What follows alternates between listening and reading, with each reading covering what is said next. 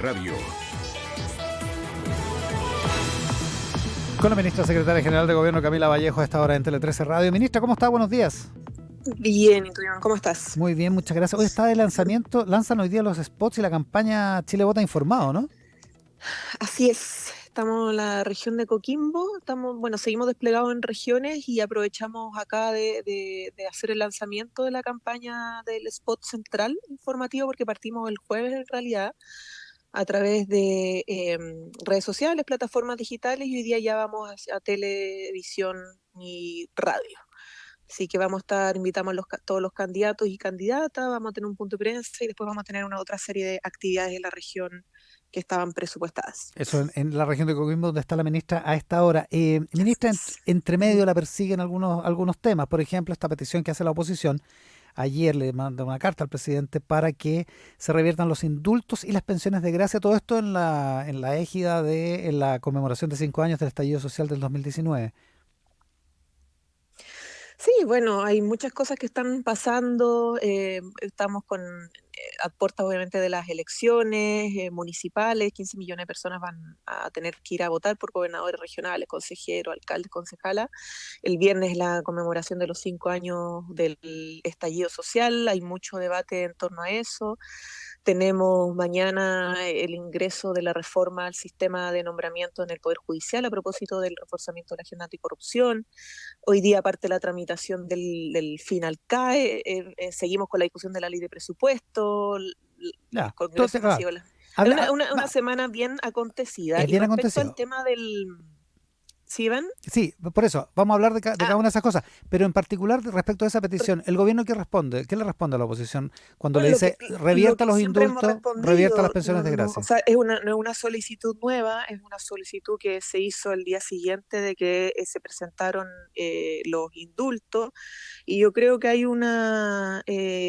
como una insistencia en algo que se sabe que no se puede revertir, que es una decisión tomada, una facultad del presidente, y además que se centra básicamente en seguir hablando solo de los temas que esconden básicamente los problemas más de fondo del estallido. Lo decíamos ayer, querer hablar solo de los hechos de violencia o en este caso, de los indultos es pretender tapar el sol con un dedo. Recordemos que cuando se produjo el estallido, todos transversalmente, el sector empresarial, el sector político, de derecha e izquierda, hablaban de lo importante que era terminar con los abusos, los privilegios, renunciar incluso a los privilegios, hablaban de lo honesto y lo profundo que eran las demandas de las grandes mayorías, de los miles o millones de compatriotas que salieron pacíficamente a las calles. Y hoy día la verdad es que muchos parecen lamentablemente olvidar esas posiciones, ¿no? Incluso negando la necesidad de transformaciones profundas que hay que seguir empujando. Nos ha costado mucho sacar la reforma de pensiones, siendo que es una prioridad todavía, una de las demandas pendientes. Entonces, nuestro tema, aún condenando, como siempre lo hemos estado haciendo con el presidente, los hechos de violencia, la verdad es que no podemos solo reducir el estallido social a los hechos delictuales o los hechos de violencia, sino que tratar de abordar las demandas que subyacentes al estallido, ¿no? Por supuesto, Que son siguen interpretaciones estando ahí presentes. Entonces, Sí, para nosotros como gobierno lo importante al final es centrar el debate ahí, porque sobre lo otro hemos estado hablando de manera permanente, Iván. Si tú te fijas, estuvimos hablando mucho sobre el tema de los indultos, tuvimos que reforzar la legislación para evitar más hechos de violencia, efectivamente, pero lo que nos falta es seguir avanzando en los temas que realmente le siguen pendientes, y por eso nuestra apuesta está ahí, ¿no? Y nuestro llamado básicamente al Parlamento es no solo a seguir avanzando en la agenda de seguridad, sino que también en el término del CAE, en acelerar la aprobación de la reforma de pensiones, avanzar en la ley de presupuesto, por ejemplo, que ha sido también criticada por la oposición por el aumento del gasto, pero es un gasto que va pensado en salud, en mejorar los barrios, las inversiones, en mejorar el acceso a la vivienda. No son aumentos que son injustificados, se están siendo pensados justamente en resolver los problemas del presente de nuestros compatriotas. para terminar con el asunto del estallido, solo dos cosas. En lo concreto, entonces, no va a haber cambio ni revisión ni de indultos ni de pensiones de gracia.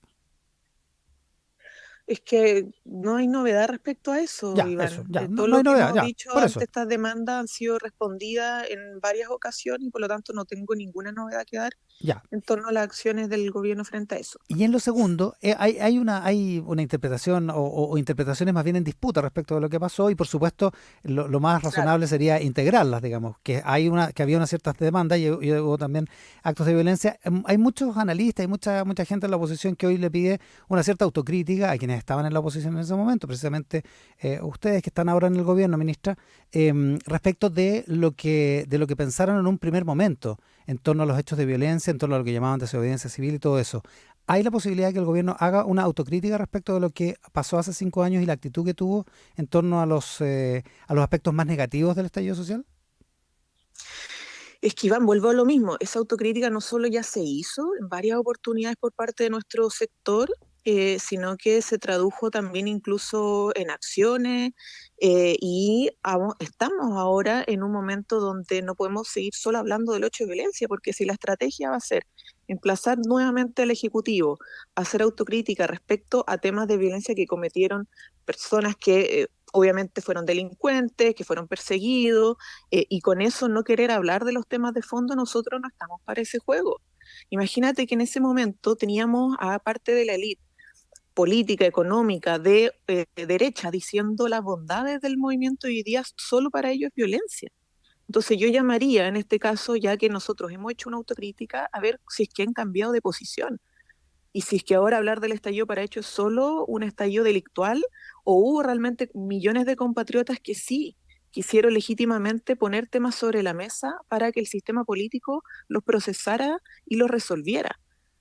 Entonces, lo dijimos ayer, está bien, o sea, la autocrítica se ha hecho el propio presidente, nosotros, los ministros, en varias oportunidades a propósito de los tweets, etcétera, hubo muchos emplazamientos, si no, no voy a enlistar la cantidad de emplazamientos, incluso a ministros específicos que hicieron disculpas, que hicieron autocrítica, pero volver a eso para no hablar de lo otro y para no hablar de las propias posiciones que ellos tuvieron y que hoy día cambiaron, me parece que una estrategia sobre la cual nosotros no vamos a caer, ¿no? Y no nos vamos a prestar para eso. Estamos con la ministra. Nos interesa que dado todo lo dicho todo lo anterior, de las autocríticas, de las condenas transversales a la violencia, porque nadie quiere que las manifestaciones sean enlodadas por hechos delictuales. Yo fui dirigente del movimiento estudiantil el 2011 y supe cómo afectaron los saqueos o los hechos delictuales a las causas del movimiento. Sobre eso hemos hablado mucho, pero lo que no podemos perder de vista y de lo que no podemos dejar de hablar es por qué sigue el malestar, ¿no?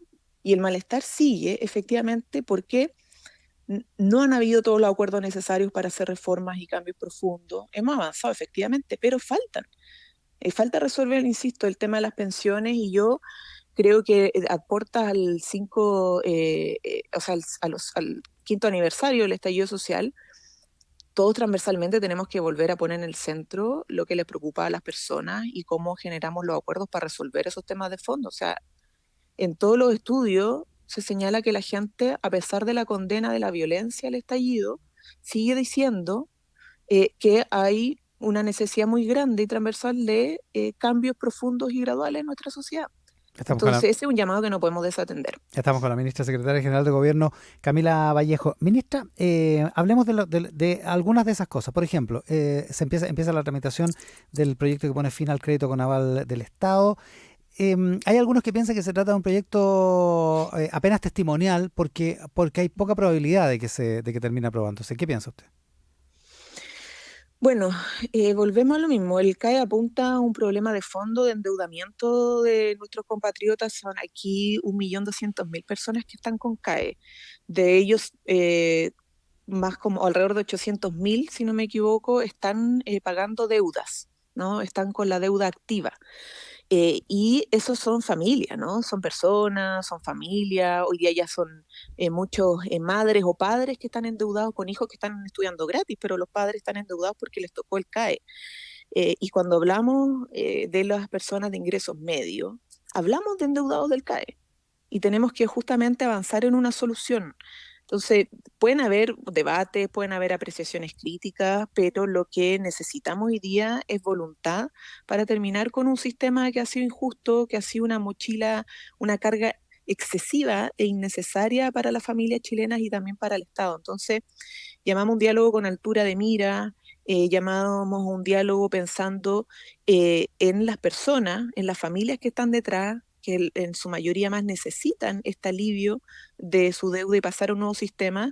Y esperamos obviamente que se avance con el sentido de urgencia que tenemos. Nosotros sí esperamos y creemos que podemos sacar este proyecto durante el periodo de gobierno si es que tenemos la voluntad de todos y todas, porque no depende obviamente solo de la voluntad de gobierno y por eso para nosotros es muy importante que se respeten las urgencias, que avancemos con responsabilidad y también celeridad en los temas que son de interés de la ciudadanía. Y en la reforma de nombramientos, ministra, se entiende que se va a presentar mañana. ¿Cuáles van Ujú. a ser los ejes ahí? Bueno, Iván, mañana efectivamente en la mañana debería presentarse la reforma al sistema de nombramiento y eso tiene que ver no solamente con los nombramientos en la Corte Suprema, sino que en las otras cortes, por ejemplo, Corte de Apelaciones, Agua Abajo, como lo hemos dicho, y establece mayores estándares y requisitos, tanto en lo asociado al mérito de los nombramientos, o sea, de las trayectorias y perfiles de nombre que se ponen a disposición para la elección en cargos importantes en el Poder Judicial, sino que también la transparencia y las fiscalizaciones o los controles, ¿no?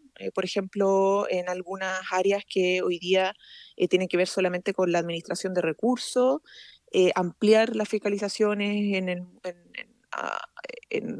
que hace la Contraloría General, por ejemplo, porque se requieren contrapesos en los poderes del Estado. Y por eso es tan importante que esto tenga mejores contrapesos, más transparencia y más requisitos asociados al mérito. Y por otro lado, Iván, solo para terminar, nosotros estamos empujando modificaciones para lo que es el tráfico de influencia, los conflictos de interés y además la persecución de la ruta del dinero. Todo esto debería contribuir a elevar los estándares o el muro de contención más bien a aquellos inescrupulosos que buscan llegar a las instituciones para corromperlas o para sus propios intereses, ¿no? Ahora, el CAE, el tema de la reforma al sistema de nombramiento, la propia ley de presupuesto son todos asuntos súper importantes y mientras Sí. tanto hemos tenido prácticamente una semana paralizada la Cámara de Diputados con las acusaciones constitucionales. Esto también va a afectar al Senado a partir de hoy, incluso en la tramitación de esas mismas acusaciones. El ministro Marcel el domingo en Canal 13 decía que hacía una lista de las cosas que se dejaron de hacer en la Cámara de Diputados la semana pasada por las acusaciones. Parece que no se podía caminar y mascar chicle al mismo tiempo como había prometido la presidenta de la Cámara, ministra. Se puede, pero eso requiere de voluntades y acuerdos, ¿no? En el Parlamento. Lamentablemente, efectivamente, o sea, efectivamente hubo suspensiones de sesiones que iban a funcionar en paralelo, obviamente, a la sala. Han habido suspensiones de comisiones para revisar el presupuesto, pero por eso nuestro gobierno va a insistir de manera permanente en las coordinaciones que sean necesarias para poder avanzar con los plazos establecidos en los proyectos que hemos enviado al Parlamento. Por ejemplo, en cuanto a la ley de presupuesto, creemos que debería avanzar en los tiempos correspondientes, independientemente de algunas suspensiones, en eso se ha estado trabajando. Pero, por ejemplo, la agenda de seguridad, de la cual hemos hablado, se ha hablado harto, el Fast Track legislativo 2.0, ¿no? O el proyecto de infraestructura crítica, estamos hoy día llamando a parlamentarios justamente para encontrar un punto de compromiso, de acuerdo de compromiso, para despachar los proyectos, y particularmente el de infraestructura crítica, que está con discusión inmediata desde principios del mes de septiembre, ¿no? Entonces, nosotros vamos a insistir en ese camino porque en el Congreso no están solamente las sesiones de sala, hay sesiones de comisión Claro. que ven distintos ámbitos. proyectos, los de seguridad por un lado, los de económicos por otro, los de educación, salud, en fin, son comisiones separadas Y en que ese, no y, necesitan toparse, ¿no? y en ese O que se sentido, topen no deberían obstaculizar la tramitación de sus proyectos. Por claro. lo tanto, de que se puede, pero se requiere siempre voluntad de todas las partes, ¿no? Para que se logre. Y en ese sentido, ministra, ¿usted le pediría mayor sentido de urgencia o el gobierno le pediría mayor sentido de urgencia al Poder Legislativo, o al menos que sacar una lección de lo que ha pasado con esta seguidilla de acusaciones?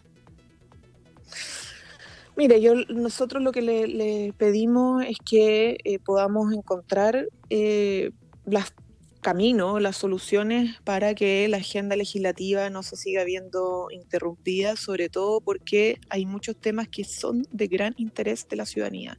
Y no solo hablo de la agenda anticorrupción, sino que hablo de la agenda ciudadana en materia social, ¿no? Pensiones, CAE y presupuesto van a impactar significativamente la vida directa, o sea, impactar directamente la vida de las personas.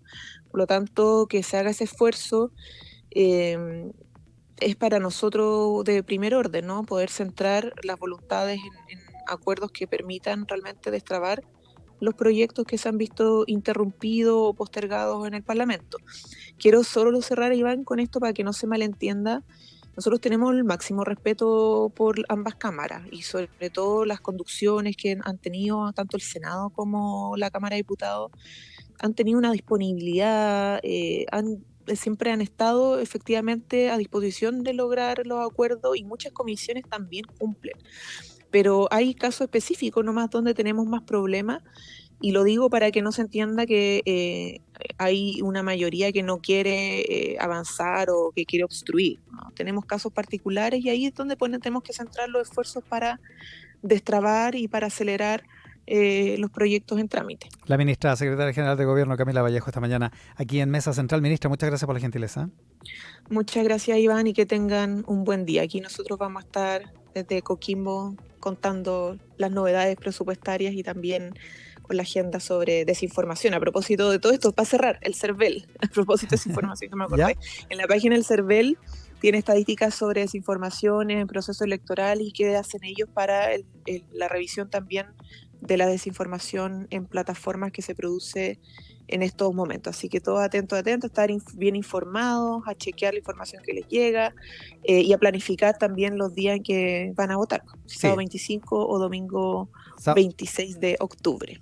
Sábado 26, domingo 27. Uno de los dos, no los 2 días. Hay que elegir el día. Exacto. 26, 27. 26, 27, sí, tal cual. Entonces, sábado 26 o domingo 27. Gracias, Iván, por la corrección. Ya, ministra, que le vaya bien. Buenos días. Un abrazo, buenos días, que esté bien. Chao, chao. Escuchar para entender mejor. Estás en Mesa Central por Tele 13 Radio.